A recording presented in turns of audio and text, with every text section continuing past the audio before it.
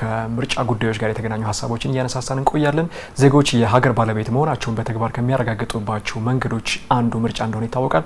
ዜጎች በተለይም በነገው የሀገራቸው እጣ ፈንታ ላይ ድርሻ እንዲኖራቸው በምርጫ ሂደት ላይ በእጅጉ መሳተፍ ይጠበቅባቸዋል። የሲቪል ማህበረሰብ ደግሞ ድርጅቶች በተለይም በምርጫ ሂደት ከሚሰሯቸው ተግባራት መካከል ዜጎች በምርጫ እንዲሳተፉ የመራጮች ትምህርት ማከናወንም በዋናነት ይገኝበታል። ሲቪል ማህበራቱ ከቅድመ ምርጫ እስከ ድህረ ምርጫ የሚኖራቸውን ሚናና ዝግጅትን እንግዲህ በተከታይነት እንመለከታለን። እንግዳ ጋብዘናል። እንግዳችን የማርያም ወርቅ ከበደ ይባላሉ። በሲቪል ማህበረሰብ ድርጅቶች ህብረት ለምርጫ ምክትል ሰብሳቢ ናቸው። እንኳን ደህና መጡ እንግዳችን። እንኳን ደህና ቆያችሁ። እንግዲህ በምርጫ ሂደት በመሳተፍ ሂደት ውስጥ በተለይ የሲቪል ማህበረሰብ ድርጅቶች ከመራጮች እስከ ታዛቢነት የሚኖራቸው ተሳትፎ ለምርጫው ተአማኒነት የሚኖረው ሚና እንዴት ይገለጻል? ከዚህ እንጀምር እስኪ።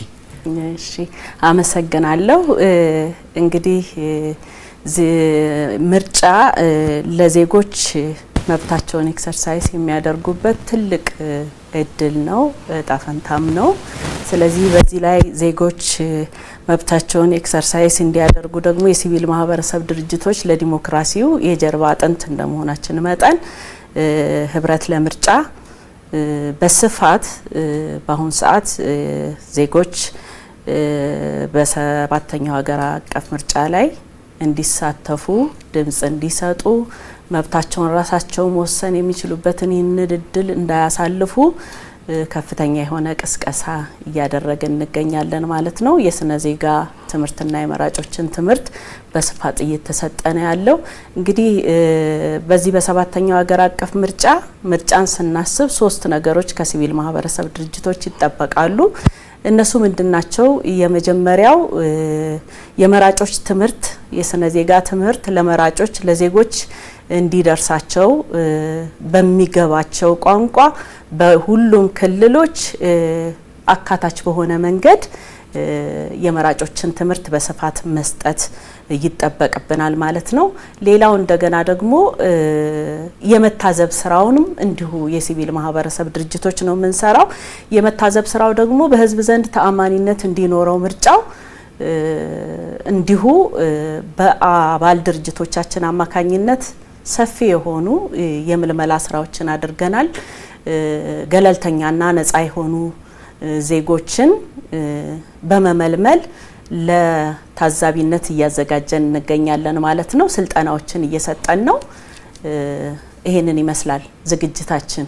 ሌላው አካታችነት፣ ሶስተኛው ነገር ያልኩህ አካታችነት ማለት ሴቶች፣ ወጣቶች፣ አካል ጉዳተኞች በሚገባቸው ቋንቋ በምልክትም ቋንቋ እንዲሁም ደግሞ በተለያየ ነገር በምስልም በተንቀሳቃሽ ነገርም በሚዲያም ተደራሽ እንዲሆኑ እነሱ ላይ ደግሞ በስፋት ያለምንም አድሎ ያለምንም መገለል ያለምንም ልዩነት እነሱም እንዲሁ መብታቸውን ኤክሰርሳይዝ እንዲያደርጉ እንዲጠቀሙ ለምርጫው እንዲሳተፉ የመራጮችን ትምህርት የስነ ዜጋ ትምህርት እነሱንም በማካተት በመስጠት ላይ እንገኛለን ማለት ነው። በጣም ጥሩ። በተለይ እንግዲህ ዜጎች መብታቸውን እንዲጠቀሙና በሀገራቸው እጣ ፈንታ ላይ ወሳኝ እንዲሆኑ በተለይ ህብረት ለምርጫ ትልቅ ሚና እየተጫወተ እንደሆነ ነግረውኛል። በተለይ 3ቱ ሀሳቦች ደግሞ በተጨባጭ የሄዳችሁባቸው ነው። ስለዚህ ህብረት ለምርጫ የሚለው ጥምረት በራሱ ከነኚህን ከማሳካት አንጻር ምን ተጨባጭ ስራዎችን እየሰራ ነው ማለት እንችላለን? ህብረት ለምርጫ እንግዲህ ጥምረቱም ሲጀመር የዚህ የመራጮች ትምህርት ላይ ነው። እንደምታየው ጥምረቱ ለምርጫ የተጣመረ ህብረት ነው ማለት ነው። የሲቪል ማህበረሰብ ድርጅቶች ጥምረት ነው።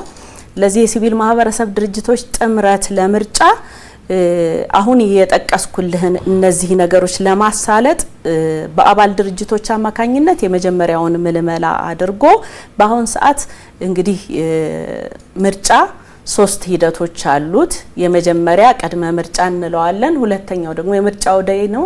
ሶስተኛው ደግሞ ፖስት ኢሌክሽን የምንለው ወይም ከምርጫ በኋላ የሚደረገው ሂደት ነው።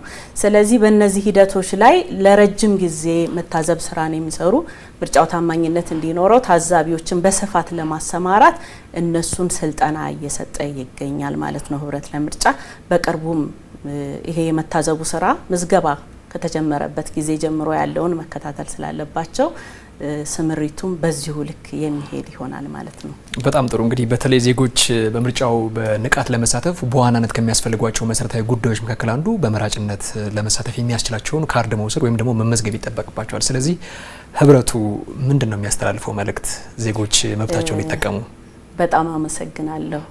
ዋናውና ቁልፍ ነገር ዜጎች እንግዲህ ይሄ የመጪውን እድላቸውን የሚወስኑበት ጊዜ ስለሆነ ያለምንም ፍርሃት ወይም ያለምንም መገለል ማንም ተጽዕኖ ሳያደርግባቸው የሚወስኑበትን የምርጫ ካርድ በየምርጫ ጣቢያዎቻቸው በእጆቻቸው ላይ በተፈጠረ ስልክ አማካኝነት ምርጫ የሚል አፕሊኬሽን አለ።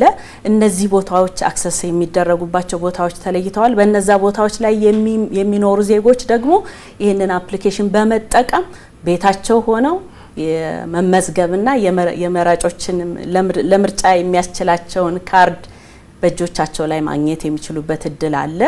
እኛም ይህንኑ ነው የምንለው።